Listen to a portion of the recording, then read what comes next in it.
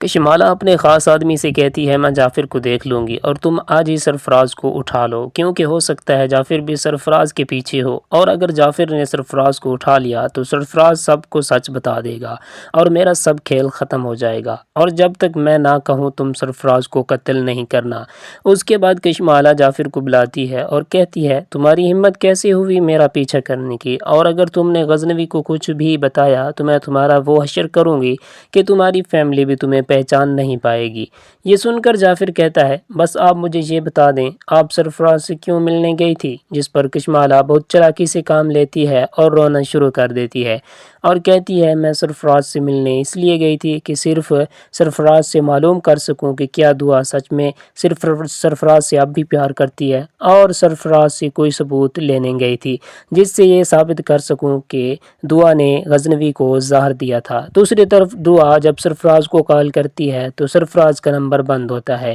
دعا سمجھ جاتی ہے کشمالہ نے سرفراز کو اغوا کروا لیا ہے، اور اگر کشمالہ نے سرفراز کو قتل کر دیا تو پھر میرے پاس کوئی ایسا ثبوت نہیں ہوگا جس کی وجہ سے میں غزنوی کے سامنے اپنی بے گناہی ثابت کر سکوں۔ اس کے بعد دعا صرف سرفراز کے موبائل سے کاپی کیے گئے کشمالہ کے وائس میسج غزنوی کو سینڈ کرتی ہے اور اسے کہتی ہے بہت جلد آپ کے سامنے سب سچ آ جائے گا اور یہ بھی معلوم ہو جائے گا کہ آپ کے بھائی کا قاتل کون ہے۔ جب غزنوی یہ میسج سنتا ہے تو حیران رہ جاتا ہے اور غزنوی جعفر کو بلاتا ہے اور کہتا ہے مجھے دعا سے ملنا ہے، اس بارے میں کسی کو معلوم نہ ہو۔ دوسری طرف سرفراز کو کچھ لوگ اغوا کر لیتے ہیں اور سرفراز پر تشدد کرتے ہیں، جس پر سرفراز کہتا ہے مجھے کیوں مار رہے ہو، آپ کشمالہ کو بولو جو وہ چاہتی ہے میں کرنے کے لیے تیار ہوں۔ دوسری طرف جعفر غزنوی کو کہتا ہے کہ آپ ابھی دعا بیوی کو طلاق نہ دیں، کیونکہ مجھے شک ہے کشمالہ بیوی اور سرفراز ملے ہوئے ہیں اور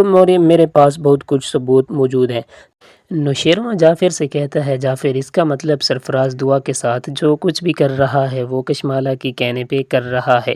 جب کشمالہ کی سرفراز کے پاس کمزوری آ گئی ہے تو اس نے سرفراز کو قتل کرنے کی کوشش کر دی ہے تاکہ سرفراز مجھے سچائی نہ بتا دے۔ جعفر سے کہتا ہے جعفر تم ابھی اسی وقت جاؤ اور سرفراز کو کڈنیپ کر کے کسی اچھی جگہ چھپا دو، میں کشمالہ کی یہ ساری چالاکیاں سرفراز کے منہ سے سننا چاہتا ہوں۔ سرفراز کو جعفر کڈنیپ کر لیتا ہے، اس کے بعد غزنوی کو فون کرتا ہے اور اسے کہتا ہے صحیح سرفراز کو کڈنیپ کر لیا ہے۔ اس کے بعد دعا اور نوشیروان سرفراز کی طرف چلے جاتے ہیں۔ غزنوی سرفراز سے کہتا ہے اگر اب تم نے اپنا منہ نہیں کھولا تو میں تمہیں ایسی دردناک موت دوں گا کہ تمہاری روح بھی کانپ جائے گی۔ دوستو سرفراز ڈر جاتا ہے اور غزنوی کو سب سچ بتا دیتا ہے، اسے کہتا ہے میرا دعا کے ساتھ کوئی بھی ایسا ریلیشن شپ نہیں تھا، میں یہ سب کشمالہ کے کہنے پہ کر رہا تھا اور کشمالہ یہ سب آپ کی دولت کے لیے کر رہی تھی، یہاں تک کہ آپ کے بھائی کو بھی قتل کشمالہ نے کروایا تھا۔